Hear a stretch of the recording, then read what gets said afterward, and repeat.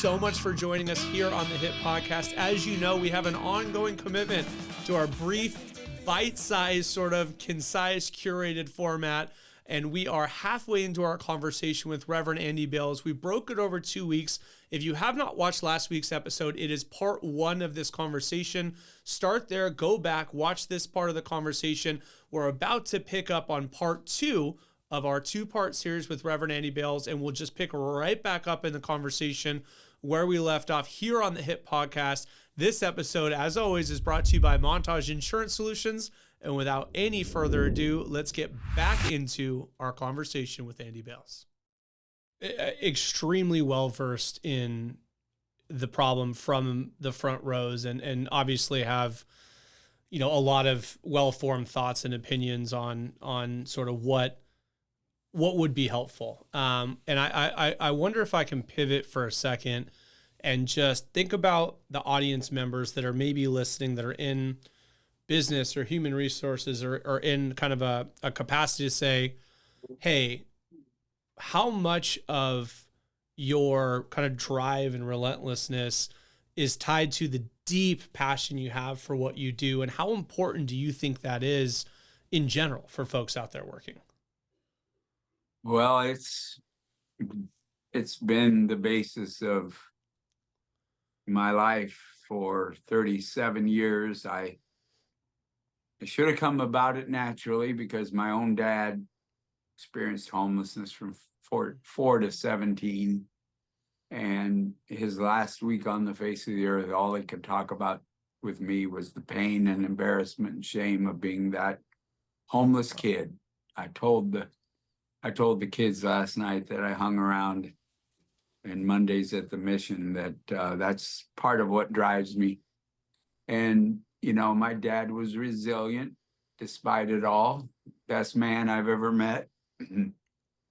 And I know that's a possibility for all of the kids that we have here. We have over 500 kids here at Union Rescue Mission. It's remarkable. And, but also 37 years ago, I preached a message about feeding. How important feeding a hungry person is. It came about because a child in my classroom was being mistreated. And I thought to myself, if a youngster who feels like a loser can't find love in this classroom, where can they find it? So I went home and studied the Bible and came across the verses that say, the way you treat another human being is the way that you're treating God himself. If you feed a hungry person, it's like feeding God himself. If you give a drink to a thirsty person, it's like giving a drink to God himself. And if you turn your back on somebody who's hungry, it's like turning your back on God himself. And theologians say I stretched it, but I said, I believe it means the way you treat another human being is the way that you're treating God. And if you say a hurting word to an already hurting person, it's like saying a hurting word to God himself. And if you don't believe me, just think about what's the worst thing anybody could do to you. And that's pick on your child or say a hurting word to your child. And so I put together a message to change the kids' hearts. And I went back to class and the kids heard the message 6 times. I heard the message 6 times. The kids only heard it once. And some of them are in their 50s now and they remember that message. And it changed their life. But for me, I heard it 6 times, and that was... Is that because you had different classrooms cycling through? Is that what you're saying? Yeah. And they couldn't escape because I shut the door. And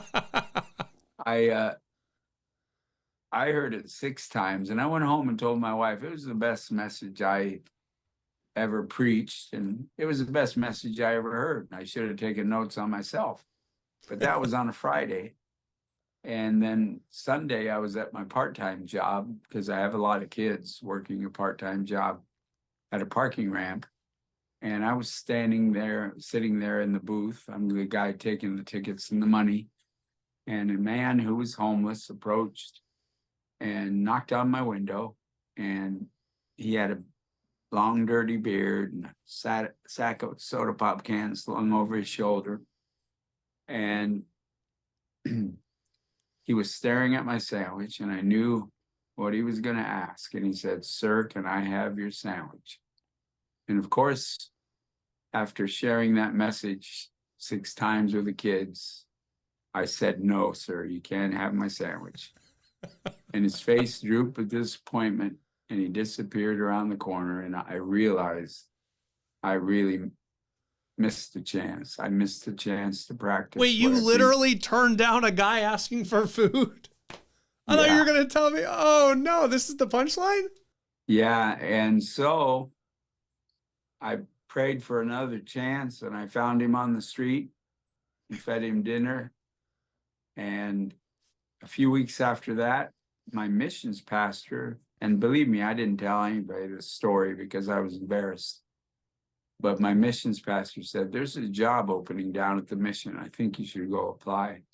Yeah. So I reluctantly went to the mission, saw that the food was great, the place was clean, the guys were sober, and I saw it as a chance to practice what I preached. And so that was 37 years ago. And sometimes failure puts you right where you need to be. And I'd been struggling a bit. I wasn't satisfied with my life, 25, 26 years old. And I can honestly tell you that failure caused me to make a decision to walk in a mission and begin to care deeply about people devastated by homelessness. And I found my niche. I found my calling. I found myself.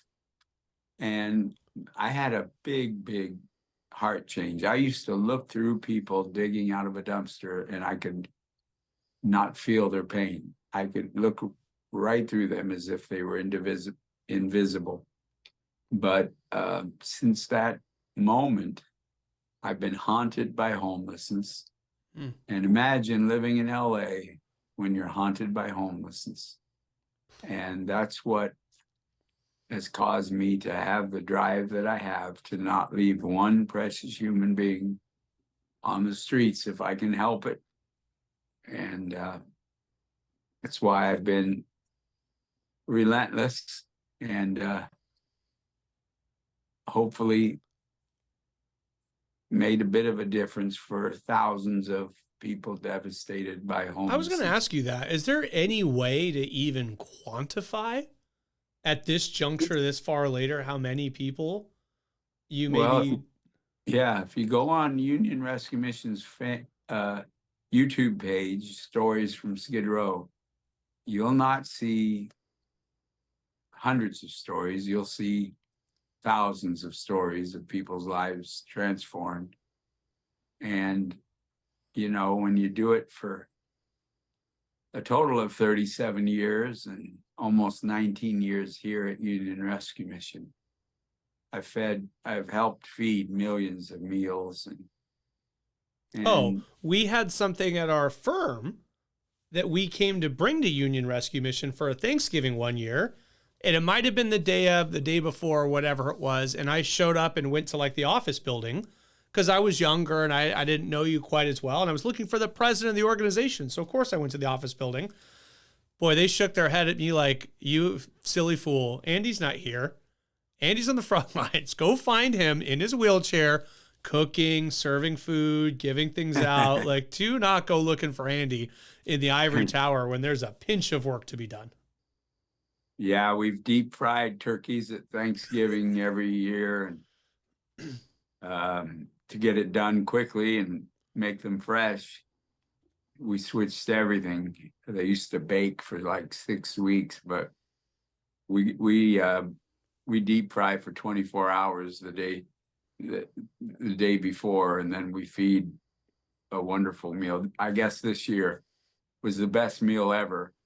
I had to miss it because I went home to visit, and my mom got sick with a ruptured colon, and she decided that it was time for a hospice. And so the hospital called me and said, "We're going to send your mom home for home hospice to you. and changed my plans to fly back to do my last Thanksgiving celebration. And that was a challenge, but I got to see all the pictures and see all the fun, and they had chandeliers hanging in the cafeteria.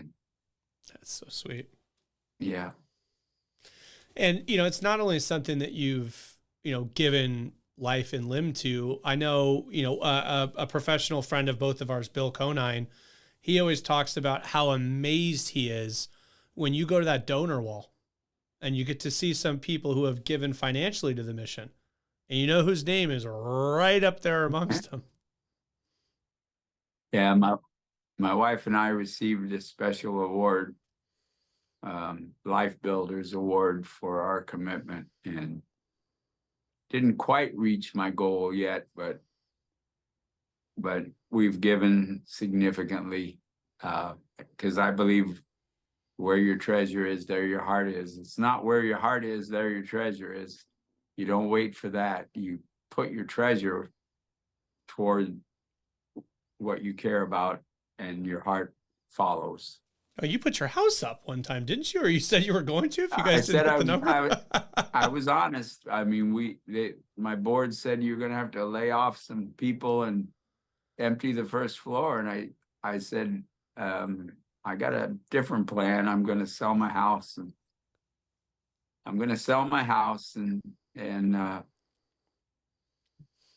we fortunately raised enough money. We didn't have to sell our house then, but we did end up selling our house to the Door of Hope in Pasadena, and they're going to convert it to 20 transitional housing units for families. It's not that big of a house. They're going to add apartments to the back of the house and make room for 20 transitional housing units. I get to go visit my old house tomorrow and speak at the house, except they removed the wheelchair ramp, so I don't know how I'm going to get in there. I should wait till after your speech, man. Come on. Well, you know, I love, so ultimately, so now that the house that, you know, is with Door of Hope is the same house, you said, listen, rather than laying folks off, this is how committed of a leader I am and how committed I am to this mission.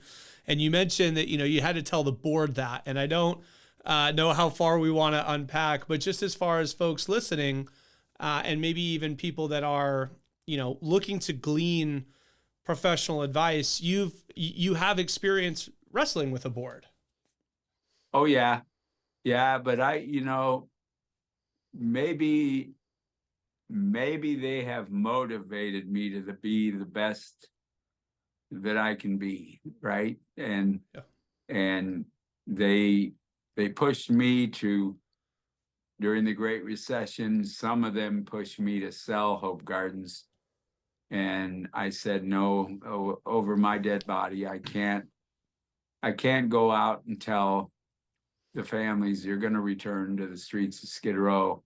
And I wrote the best plea letter I've ever written and raised the most money I've ever raised from a plea letter.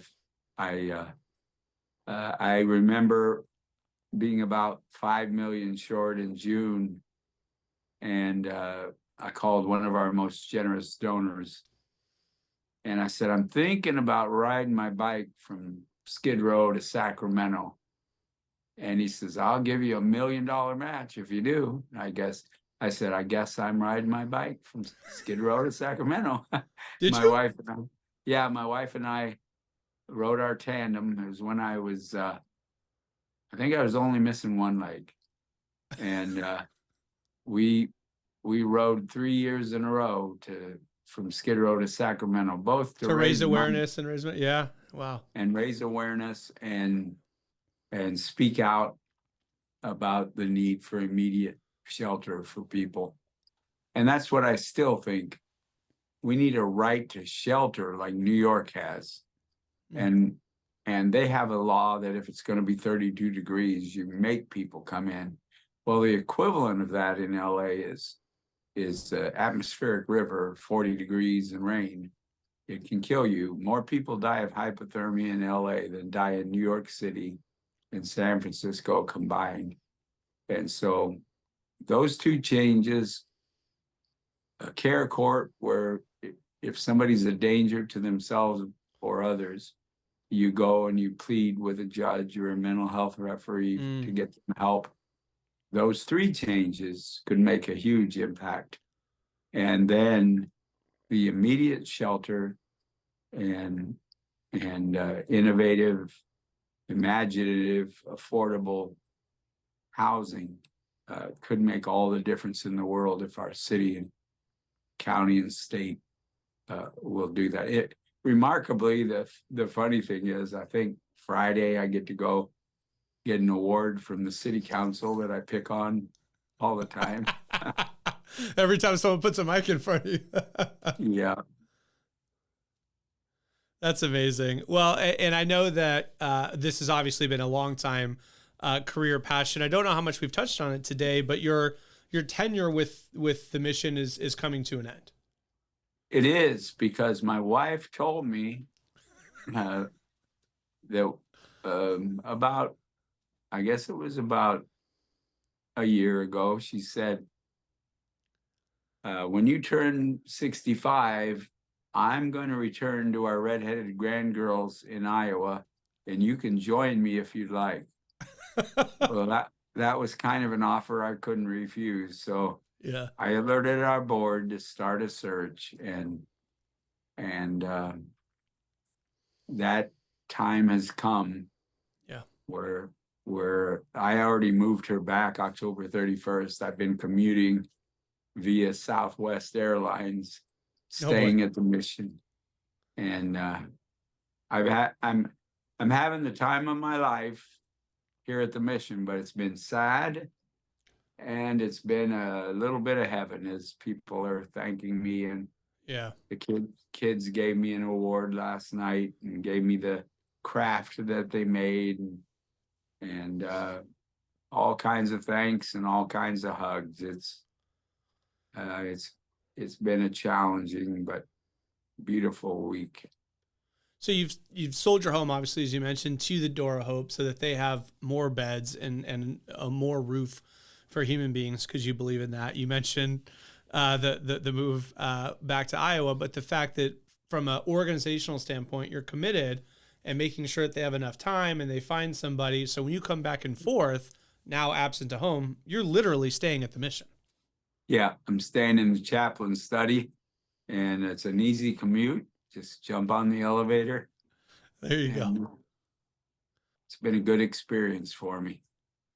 Yeah.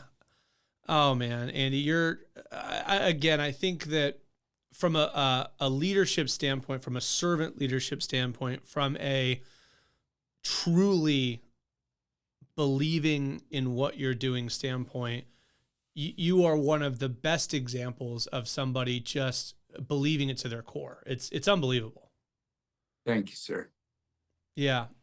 I appreciate you coming on so much. And, maybe as a parting thought, any words of wisdom for anyone out there that's, in a profession or in a job or working and just kind of looking to someone like you to say, hey, give me 2 of your best cents. Well, be fully committed, but I hope you have a bit of balance in your life. I've blown it on balance. I'm going to try to find that in my next phase.